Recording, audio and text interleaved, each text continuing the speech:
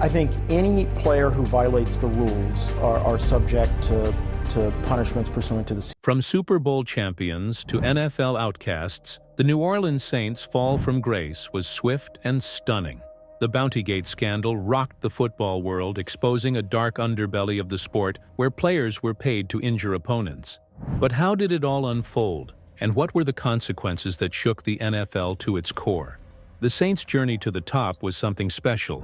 In 2009, they won their first Super Bowl, beating the Colts 31-17. Head coach Sean Payton and defensive coordinator Gregg Williams were the masterminds behind this success. Payton's offensive genius and Williams' aggressive defense seemed like the perfect combo.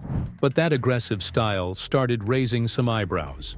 In the 2009 NFC Championship game against the Vikings, the Saints' defense was all over Brett Favre. They hit him hard and often. It was the same story when they faced Kurt Warner and the Cardinals. At the time, people just thought it was tough football, but looking back, it was a sign of something much darker going on behind the scenes. Remember those brutal hits on star quarterbacks? Turns out there was cash on the line. The Saints had a dark secret that went beyond just playing tough. How deep did this scandal go, and who knew about it? The answers would rock the NFL to its core. The Saints' aggressive style of play wasn't just about winning games. It was part of a sinister system designed to hurt opponents. The NFL's investigation uncovered a pay-for-performance program that included bounty payments. This program ran from 2009 to 2011, right through their Super Bowl winning season. Gregg Williams, the Saints' defensive coordinator, was at the center of it all. He administered the bounty payments, which were a clear violation of league rules. Players got cash rewards for big hits, but it didn't stop there. The program included specific bounties for injuring opposing players. The details are shocking. Players could earn $1,500 for a knockout hit and $1,000 for a cart-off hit. These weren't just terms for big plays. They were rewards for injuring opponents so badly they couldn't return to the game. It wasn't just about playing hard. It was about taking players out. One of the most infamous examples involved linebacker Jonathan Vilma. Before the 2009 NFC Championship game against the Vikings, Vilma allegedly offered $10,000 to any player who could knock Brett Favre out of the game. This wasn't just locker room talk. It was a real offer that showed how far the Saints were willing to go to win. The NFL's suspicions grew after the Saints' aggressive play against Favre and Kurt Warner in the playoffs. But it wasn't until an anonymous player tipped off the league that the full extent of the scandal came to light. This whistleblower opened the floodgates, leading to one of the most extensive investigations in NFL history. The league's investigation was massive. They reviewed about 18,000 documents and conducted interviews with players and coaches. At first, many denied the program's existence, but as the evidence piled up, the truth became impossible to ignore. It wasn't just a few rogue players or a misguided coach. The bounty system was deeply ingrained in the Saints' culture. Coaches were involved, players funded it, and it had been going on for years. The NFL found evidence that the Saints had targeted not just Favre, but other star quarterbacks like Warner, Aaron Rodgers, and Cam Newton. But the most shocking revelation was yet to come. Head coach Sean Payton, the man who led the Saints to their first Super Bowl victory, knew about the bounty system. He didn't just know about it. He encouraged it, and even tried to cover it up when the NFL started asking questions. The NFL's findings painted a damning picture. Roger Goodell, the NFL commissioner, stated, "The payments here are particularly troubling because they involved not just payments for performance, but also for injuring opposing players. This wasn't just about breaking rules. It was about compromising the integrity and safety of the game." The Saints' actions demanded consequences, but how do you punish an entire organization? The NFL's response was about to set a new standard for discipline in professional sports. But would it be enough to root out a problem that might go far beyond just one team?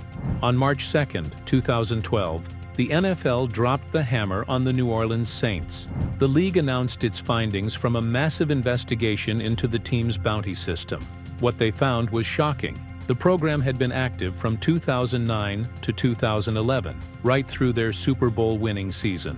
Between 22 and 27 players were involved in this scheme that paid out cash for injuring opponents. The NFL's response was swift and severe. They handed down punishments that were unprecedented in the league's history. Head coach Sean Payton got hit the hardest. He was suspended for the entire 2012 season. This was the first time a head coach had ever been suspended by the NFL. It sent a clear message. The league wasn't messing around. But Payton wasn't the only one in hot water. Defensive coordinator Gregg Williams, the mastermind behind the bounty system, received an indefinite suspension. General manager Mickey Loomis was suspended for the first 8 games of the 2012 season. Assistant head coach Joe Vitt got a 6-game suspension. The Saints as an organization were fined $500,000 and lost their second-round draft picks in 2012 and 2013.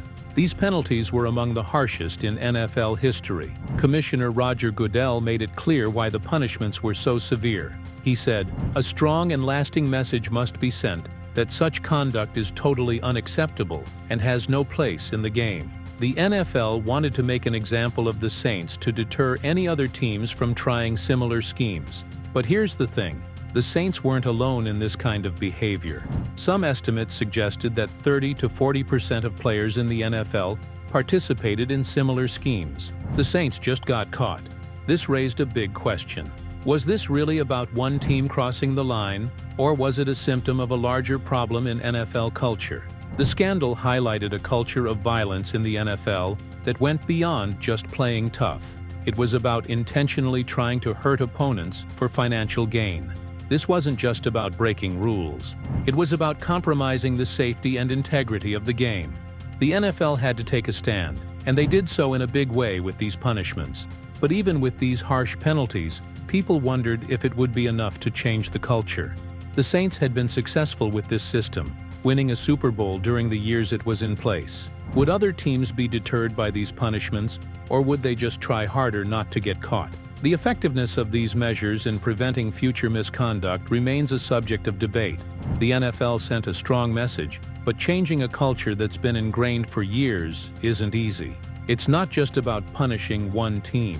It's about changing the mindset of players, coaches, and even fans who sometimes celebrate the most brutal hits. The NFL had spoken, but the Saints weren't going down without a fight. What happened next would spark a legal battle that threatened to unravel the entire case against New Orleans. And at the center of it all was a player who refused to accept the NFL's version of events. Jonathan Vilma, the Saints linebacker accused of offering $10,000 to take out Brett Favre, wasn't about to let his reputation be tarnished without a fight. He filed a lawsuit against NFL Commissioner Roger Goodell for defamation, claiming there was no bounty system at all. Vilma insisted it was just a pay-for-performance program, something that was common in the NFL.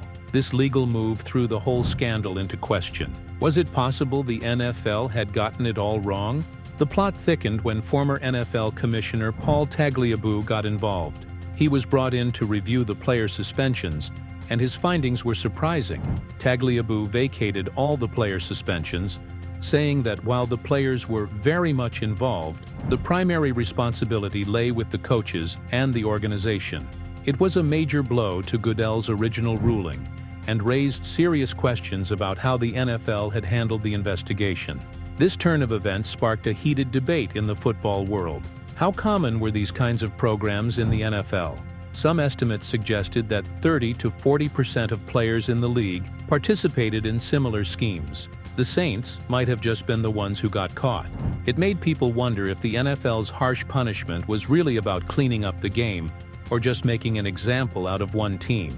The scandal also brought up serious questions about the ethics of professional sports. Was it okay to incentivize players to perform well, even if it might lead to injuries? Where was the line between playing tough and intentionally trying to hurt opponents? These were questions that fans, players, and league officials had to grapple with. One of the most controversial aspects of the aftermath was Gregg Williams' return to coaching in the NFL. After his indefinite suspension, Williams was reinstated in 2013 and went on to coach for several other teams. Some people thought this showed a lack of accountability. If Williams was the mastermind behind the bounty system, how could he be allowed back in the league so soon? Williams later expressed regret for his involvement, saying, "It was a terrible mistake, and we knew it was wrong while we were doing it. Instead of getting caught up in it, I should have stopped it. But for many, this apology came too late and didn't erase the damage done. The Saints' reputation took a major hit from the scandal. Even years later, some fans and commentators still saw them as a dirty team. It changed how people looked at their Super Bowl victory and their success in the years after.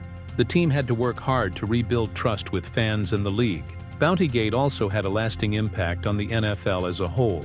It led to stricter enforcement of player safety rules and more severe punishments for dangerous hits. The league had to take a hard look at its culture and make changes to protect players. But some argued that these changes went too far, making the game too soft. The Bountygate scandal shook the NFL to its core. The Saints went from Super Bowl champs to league outcasts in a flash. They were paying players to hurt opponents, and it cost them big time. Coach Sean Payton got suspended for a whole season, and the team lost draft picks and $500,000. But here's the thing.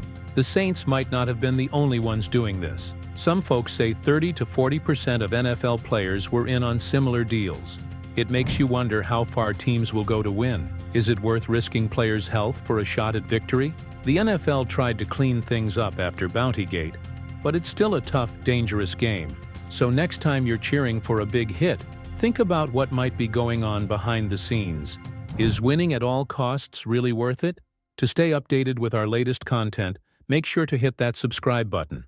Thanks for watching, and see you in the next episode.